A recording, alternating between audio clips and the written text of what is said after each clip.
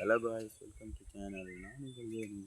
இன்றைக்கி நம்ம வ்ளாகில் என்ன பார்க்க போகிறோம், இதை பற்றி கண்ணு பார்த்தீங்கன்னா, அதிக அளவில் உங்களுக்கு இப்போ புலமை பரிசில் வந்து இது வந்து இலங்கையில் கொஞ்சம் வளமையாக நடக்கிற பஞ்சாப் புலமை பரிசு பயிற்சி வந்து ரிலீஸ் ஆகிடுச்சு. இதில் நான் ஒரு ஃபோட்டோ ஒன்று பார்க்குறேன், ஃபேஸ்புக் ஃபோட்டோ ஒன்று பார்க்கும்போது இந்த ஃபோட்டோவில் என்னென்னா அந்த சித்தியாடஞ்ச மாணவர்களுக்கு மாலை சுட்டி கௌரவம். இது என்ன மாதிரி கோயிலுக்காக அவங்க ஒரு சின்னஞ்சிறு பாலர். அது வந்து ஃபஸ்ட்டு ஒரு இதுக்குள்ளே கொண்டு வரதே ஃபஸ்ட்டு தவறு. என்னுடைய கருத்து ஏன்னு சொன்னால், அவங்க ஒரு சின்ன ஒரு பாலகர். அவங்களுக்கு அப்போ தான் 10 வயசு. 10 வயசுக்குள்ளேயே முடிஞ்ச அளவு கஷ்டப்பட்டு எவ்வளவோ கஷ்டப்படுத்தி அந்த இதை வந்து பரீட்சை வந்து அதில் வந்து எல்லாருமே பாஸ் ஆகிறதில்லை. சில பிள்ளைகளுக்கு திறமை இருந்தால் பாஸ் ஆகும், அப்படி இல்லாட்டி அது இன்னும் ஜனங்களுக்கு பாஸ் ஆகி ஏதோ அதால் முடிஞ்ச அளவு அதை காட்டுது.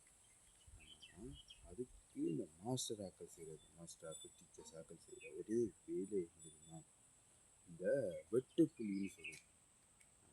அந்த வெட்டுப்புலிகளுக்கு மேல் எடுத்த மாணவர்களை மட்டுமே பாராட்டுறது, மிச்சம் யாரையுமே அவங்க கண்டுக்கிறது இல்லை. ஏன்னு சொன்னால் அவங்க வந்து பாஸ் ஆகலை, அவங்க ஃபெயில் ஆகிட்டாங்க, இந்த காரணத்தினால அவங்கள வந்து ஒதுக்கி வைக்கிறது. இப்போ அதை பார்க்குற பேரண்ட்ஸ் என்ன நினைக்கணும், எந்த பிள்ளைக்கு எந்த திறமையும் இல்லை, அதை ஒரு சோத்து மாதிரி இருக்கும், அந்த மாதிரி இந்த இதுதான் நினைச்சிருவாங்க. அவங்க இப்போ அவங்க கணக்கு எடுக்க மாட்டாங்க. இதுவே அந்த நல்லா யூஸ் செஞ்ச ஆக்களோட வச்சு கம்பேர் பண்ணுறது இல்லாட்டி, இப்போ அவன் வந்து வெட்டுப்புள்ளிகளுக்கு மேல் எடுத்துட்டாங்கன்னா உடனே வந்து அவங்க வந்து என்ன செய்கிறது, அந்த கம்பேர் பண்ணி சொல்கிறது. அவன் பாஸ் ஆகிட்டான், அவனும் உன்னோட தானே படிக்கிறான், அவனால் பாஸ் பண்ண முடியுது, உன்னால் ஏமா முடியலை. அதுக்கு காரணம் வந்து அவன் பாஸ் பண்ணதுக்கு காரணம் என்ன, அவனோட தனி திறமையால் தான் அவன் பாஸ் பண்ணியிருக்கான். என்னன்னு சொன்னால் இங்கே இருக்கிற ஆக்கள் வந்து ஊக்குவிக்கிறது இல்லை. இப்போ அவனுக்கு வந்து ஸ்போர்ட்ஸ் வேணும்டா, ஸ்போர்ட்ஸில் அவனை ஊக்குவிக்கிறது இல்லை. நீ படித்தா மட்டுமே அவனால் செய்ய முடியும் என்ற ஒரு காரணத்துக்காக அவனை தண்டிக்கிறது, அதாவது அவனை வந்து கட்டாயப்படுத்தி படிக்க வைக்கிறது.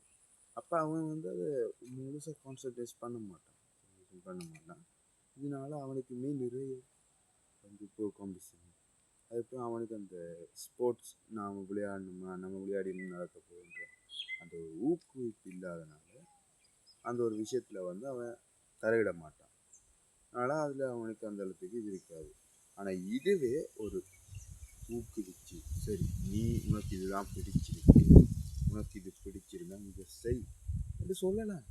ஏன் சொல்கிறாங்க, ஏன்னு சொன்னால் இங்கே இருக்கிற எங்களுடைய மக்களுடைய தோற்படி இப்போ அவன் படித்து நல்லா மார்க்ஸ் எடுத்து இதாகிட்டான்னா உடனே அவனை பத்து இதாகிறது, அவனை மாதிரி எந்த பிள்ளையும் ஆகணும் என்று ஒரு இதில் வந்து ஒரு அப்படி இல்லாட்டி அந்த பாஸ் பண்ணிட்டாங்கன்னா அவனுக்கு அந்த பாஸ் பண்ண வைக்கணுன்றது கௌரவம், பேரண்ட்ஸுக்கு இருக்கிற கௌரவ பிரச்சனை இங்கே இந்த மாணவர்கள் வந்து பாதிக்குது. அதாவது அவங்க சின்ன வயசுலேயே ஒரு இது செய்யணும், அவங்களுக்கு சுதந்திரமே இருக்கிறவரோட என்னன்னு சொன்னால் இப்போ 1ஆம் ஆண்டுலேருந்து 2ஆம் ஆண்டு சில பேரை பார்த்தா 5ஆம் ஆண்டில் தான் அவன் புலமை பரிசு. ஆனால் பார்த்தா என்ன 1ஆம் ஆண்டுலேருந்து அத்தனை டியூஷனுக்கு ஏற்றிட்டு போய் இதாக போகிறான். என்னென்னு கேட்டால் என் பிள்ளை 5ஆம் ஆண்டு இப்போவே எல்லாம் தெரிஞ்சு வச்சுக்கணும், எந்த பிள்ளைக்கு எல்லாமே முதலே தெரிஞ்சுக்கணும் என்ற ஒரு ஆர்வம். எந்த பிள்ளைக்கு தான் எல்லாம் தெரியும், அந்த ஈகோ சொல்லுவாங்க பேரண்ட்ஸுக்கு இருக்கிற ஈகோ. அப்போ அந்த பிள்ளை வந்து நல்லா படித்து அந்த பிள்ளைக்கு மார்க்ஸ் எடுக்கும். ஆனால் இதுவே அவன் அப்படி கிளாஸுக்கு கொண்டு வர நிறைய காசு இருக்கும், அவங்க கொண்டு இறக்குவாங்க. இதுவே அந்த பிள்ளை வந்து வறுமைப்பட்ட பிள்ளையாக இருந்தது, அந்த பிள்ளைக்கு எங்கேயுமே போக முடியலை அந்த பிள்ளை படிக்கிற ஒரு இடம் பள்ளிக்கூடம் மட்டும். அந்த இடத்துல அங்கே இருக்கிற சில டீச்சர்ஸாக வந்து அவங்கள கணக்கு எடுக்கணும். என்னன்னு சொன்னால் அந்த படிக்கிற பிள்ளைய மட்டும்தான் பார்க்குறது. அந்த படிக்கிற பிள்ளைக்கு தான் எல்லாமே செஞ்சு கொடுக்குறது. தனியாக பர்சனல் கிளாஸ் கூட அவங்களுக்கு போட்டு கொடுப்பாங்க. என்னென்னா அந்த பேரண்ட்ஸ் வந்து கேட்பாங்க, டீச்சர் இப்போ எங்களை பிள்ளைய வந்து கொஞ்சம் ஸ்பெஷலாக கவனிங்க, நான் வேணா உங்களோட வீட்டை கொண்டு விடுறேன் படிச்சுக்கிங்க சொல்லி அவங்கள்ட்ட அந்த கதைக்கிறது. இப்போ அப்படி கதைக்கிறதுனால அதனால அந்த வீட்டை அந்த பிள்ளை போய் படிப்பு இப்போ டீச்சர்கிட்ட மேல் அதிகமாக படிக்குது. இப்போ அந்த அளவுக்கு அந்த பிள்ளைகிட்ட வசதி இல்லை, இன்னொரு பிள்ளைகிட்ட அதுக்கு வசதி இல்லை. அப்படின்னு இந்த பிள்ளை வந்து பள்ளிக்கூடத்தெல்லாம் படிக்குது. அந்த பிள்ளையுமே ஓரளவு ஆவரேஜான பிள்ளையாக இருந்தது. அந்த பிள்ளையுமே நம்ம ஊக்குவிக்கணும். இந்த பிள்ளை வந்து படிக்குதுன்றா போல அந்த பிள்ளையே நாம் படிக்குது தான், அந்த பிள்ளையும் படிக்குது, இந்த பிள்ளையும் படிக்குது. எதுக்காக அந்த பாகுபடுத்துறீங்க? ஃபஸ்ட்டு வந்து இந்த முறை அதாவது சரி ஒரு சாதாரண தர பரீட்சை அதில் வந்து சிக்கி அடைகிறீங்கன்னா ஓகே, அதை வந்து பாராட்டுறதுல ஒரு விஷயம் இருக்குன்னு நம்ம ஒத்துக்கொள்வோம். அந்த புலமை பரிசீலன்றது அது வந்து ஒரு சாதாரண ஒரு விஷயம். இப்போ புலமை பரிசீலன்றது ஒரு சாதாரண ஒரு விஷயம். அந்த பரீட்சைக்கு சாதாரண தர பரீட்சை, அதாவது காப்போது சாதாரண தர பரீட்சை அதிகளவான ப்ரெஷரை வந்து அந்த வயசுலேயே அந்த பிள்ளைகளுக்கு கொடுக்கிறது தான் இங்கே இருக்க பல பேரோட பிரச்சனையாக இருக்குது. இங்கே இருக்க பல என்ன சொல்கிறது பேரண்ட்ஸோட பிரச்சனையாக இருக்குது. அதனால இப்போ இப்போ இருக்கிற அரசாங்கம் நடுவு அரசாங்கத்தினுடைய பிரதமர் அவரும் தரணி அமரசூரிய அவர்கள் தான் கல்வி, உயர்கல்வி, தொழிற்கல்வி போன்ற இதுகளுக்கு அமைச்சர்னு சொல்லலாம். அவங்க வந்து இந்த வருஷத்துல அதாவது இனி வார வருடங்கள்ல இருந்து புலமை பரிசு பரீட்சையை வந்து முழுமையாக நிறுத்தப்படும். புலமை பரிசு பரீட்சை வந்து இனி நடைபெறாது. அதற்கு பதிலாக அந்த காலத்தில் நடக்கக்கூடிய ஒரு சிறிய அந்த பரீட்சை வந்து வளமையை நடந்து கொண்டிருக்கும். ஆனால் அது வந்து பெரிய அளவில் பார்க்கப்படாது. ஆனால் இதுக்கு முன்னுக்கு அந்த பிள்ளைகள், அதாவது இதுக்கு முன்னுக்கு எழுதின பிள்ளைகள் யோசிச்சு பாருங்க. அந்த பிள்ளை வந்து நம்மளால் படிக்க முடியலையே, நமக்கு எதுக்குமே லாய்க்கு ஆகணும் சொல்லி சொல்லி சொல்லி சமூகத்தில் சின்ன வயசுல இருந்து ஒதுக்கப்படுறாங்க.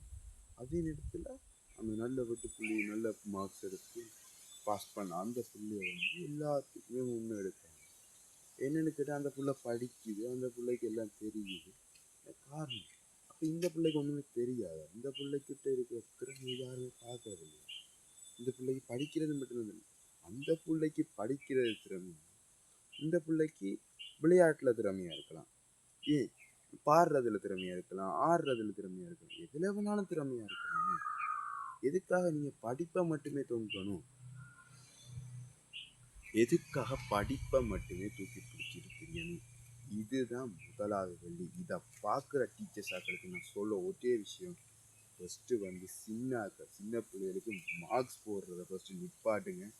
அவங்கள வந்து பாகுபடுத்தி எந்த ஒரு காலத்துலையுமே பார்க்காதீங்க, ஒரே மாதிரி பாருங்க என்றதை என்னுடைய கருத்து.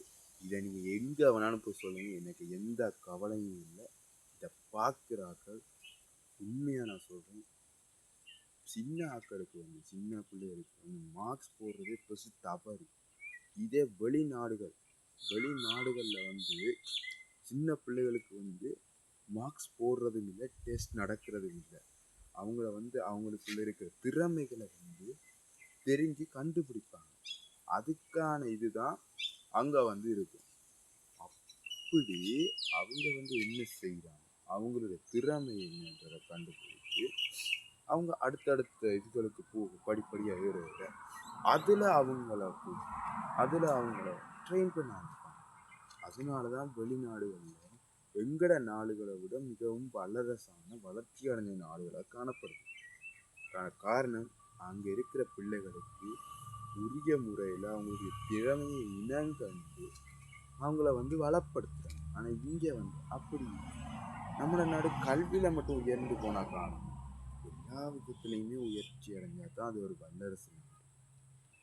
இதே நேரத்தில் கிறிஸ்டியானோ ரொனால்டோ வந்து ஒரு சாதாரண ஒரு பிள்ளை, ஒரு சாதாரண ஒரு குடும்பத்திலிருந்து கஷ்டப்பட்டு வந்த ஒரு பிள்ளை, ஒருவர் இப்போ அதாவது உலகத்தில் எப்படி ஒரு நாடு இருக்குன்றதே தெரியாத அளவுக்கு இந்த நாட்டை இப்போ அந்த ஒருவரால் மட்டுமே தெரியப்படுத்தின ஒரே ஆள்.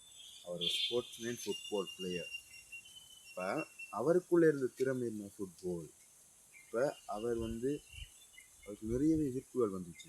என்ன, நீங்கள் இதெல்லாம் உனக்கு தேவையில்லை, இதெல்லாம் தேவையில்லாத வேலைன்னு சொல்லி நிறைய பேர் அவங்கள வந்து இது செஞ்சுருக்காங்க. ஆனால் அவர் அதெல்லாம் கேட்காம அதெல்லாம் தூக்கி போட்டு அவர் போய் இது செய்யலையா? அவர் போய் விளையாண்டு அவர் இப்போ ஒரு மிகப்பெரிய ஒரு லெவலில் இருக்கலையா? அந்த மாதிரி தாங்க ஒவ்வொருத்தருக்குள்ளேயும் ஒவ்வொரு வகையான திறமைகள் இருக்கும். அந்த திறமையை வந்து ஃபஸ்ட்டு ஏன் நீங்கள் இனங்காண மாட்டேன்றீங்க? மற்றாக்கள் அவங்கள திறமையை பாரு, அந்த திறமை அவங்களோட திறமை. அந்த திறமையை கொண்டு இங்கே இந்த பிள்ளையை கொடுத்தா அந்த பிள்ளை என்ன நீங்கள் செய்வீங்க? அந்த பிள்ளைக்கு வந்து விளையாடுறதுன்னா ஆர்வம் இருக்கு, அந்த விளையாட்டு அந்த பிள்ளைக்கு சொல்லுங்களேன். சரி, அந்த பிள்ளை படித்து கொண்டு அந்த படிக்குது, அந்த பிள்ளை படிக்குதுன்னா அந்த அளவுக்கு படிப்பு அந்த பிள்ளைக்கு போகுது. அதுக்கு பதிலாக அந்த பிள்ளைக்கு அந்த படிப்பு போகுது, அந்த பிள்ளைக்கு அந்த விளையாட்டில் ஈர்ப்பு அந்த சரி அந்த பிள்ளைக்கு விளையாட்டில் ஈர்ப்பு இருக்கு, அந்த பிள்ளையை கொண்டே ஒரு அகாடமியில் சேர்த்து விடுங்க, ஒரு இதில் கிளப்பில் சேர்த்து விடுங்க. அந்த கிளப்பில் அந்த பிள்ளை பழகும், விளையாடும். உங்களுக்கு பெருமையாக இருக்கும், பெருமையாக இருக்குது. இங்கே இருக்கிற பேரண்ட்ஸாக எந்த பிள்ளை ஒரு தருத்திரமாக தெரியாது, எந்த பிள்ளை காவாளி மாதிரி அங்கே இங்கே தெரியும், அங்கே போய் அதோட திரும்பி இதோட. இப்போ படிக்கிற பிள்ளைகள் மட்டும் தெரிகிறது இல்லையாங்க. இந்த உலகத்தில் படித்த எத்தனை பேர் தனக்கு பிடிச்ச வேலை தான் படித்த படிப்புக்கு வேலை பார்க்குறாங்க இருக்கிறாங்க. சொல்லி படித்தாக்கள் படித்த படிப்புக்கு ஏற்ற வேலையை நீங்கள் பார்க்குறீங்களா? இல்லை. எல்லாருமே படித்து எல்லாருமே பிடிச்ச வேலையை செய்கிறாங்க, கிடைச்ச வேலையை செய்கிறாங்க. ஆனால் அவங்களுக்குள்ள இருக்கிற திறமையை நீங்கள் கண்டுபிடிச்சி அந்த திறமையினோட நீங்கள் வளப்படுத்துவீங்க. அவங்களுக்கு பிடிச்சதில்லை, அவங்களுக்கு விருப்பமானதில்லை, அவங்களுடைய திறமையின் மூலமாகவே அவங்க முன்னேறுவாங்க, அவங்க ஒரு மிகப்பெரிய உச்சத்தை அடைவாங்க. இதுக்கு யாருமே சொல்ல தெரியல, இது நிதர்சனமான உண்மை. இப்போ நான் இந்த விஷயத்தை பற்றி சொல்கிறேன், சரியா? டீச்சர்ஸாக அதிக அளவான டீச்சர்ஸாக பாகுபாடு பார்க்குறது.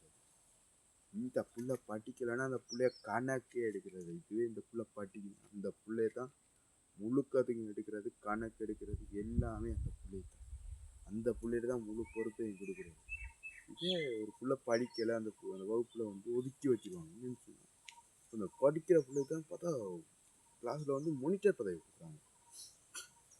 இது ஏன்னு கேட்டால் என்ன, அந்த பிள்ளை படிக்குது, அந்த பிள்ளையை செய்யுது, எல்லாம் செஞ்சுட்டு அந்த பிள்ளையை செய்யுது. இப்போ அந்த பிள்ளை மொனிட்டர் பதவி கொடுக்குது. இப்போ அதை பார்க்குற மற்ற பிள்ளைகள் வந்து நம்மளால் வந்து செய்ய முடியல, நமக்கு முன்னாடி இருக்க முடியல, ஒரு ஆதங்கம் வரும். அது அவங்க அந்த பிள்ளையோட திறமையால் அந்த பிள்ளை வந்து படித்து இதாக இருக்கு.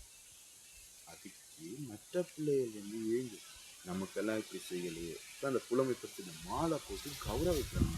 அந்த பிள்ளை வந்து பாஸ் பண்ணிச்சுன்னா அதனால வந்து பாஸ் பண்ணதுனால நாங்கள் கௌரவிக்கணும் சொல்லுவாங்க. ஏங்க கௌரவிக்கணும்? அந்த புள்ள படித்து அந்த பிள்ளையா பாஸ் பண்ணுவோம். ஆனால் சொல்கிறது இதான் அந்த பேரண்ட்ஸாக நம்ம சொல்கிறோம், தேங்க்யூ டீச்சர், உங்களால் தான் என் பிள்ளை பாஸ் பண்ணணும் எப்படி சொல்கிறது? அது என்ன நியாயம்? இதுவே இந்த புள்ள பாஸ் பண்ணாட்டி டீச்சர் டீச்சர் இந்த புள்ள பாஸ் பண்ணல என்று போய் சொல்கிறது.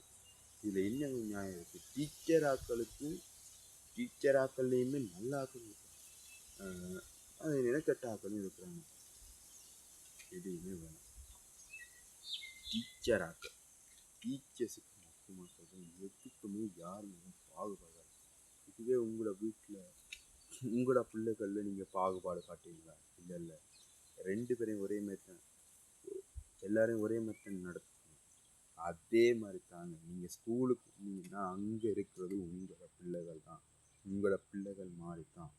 அவங்களுக்கும் ஒரு காலமும் பாகுபாடு காட்டாதீங்க. அவங்களுக்கு கொடுக்கக்கூடிய அதே அளவு கல்வியை அந்த பிள்ளைக்கு கொடுங்க.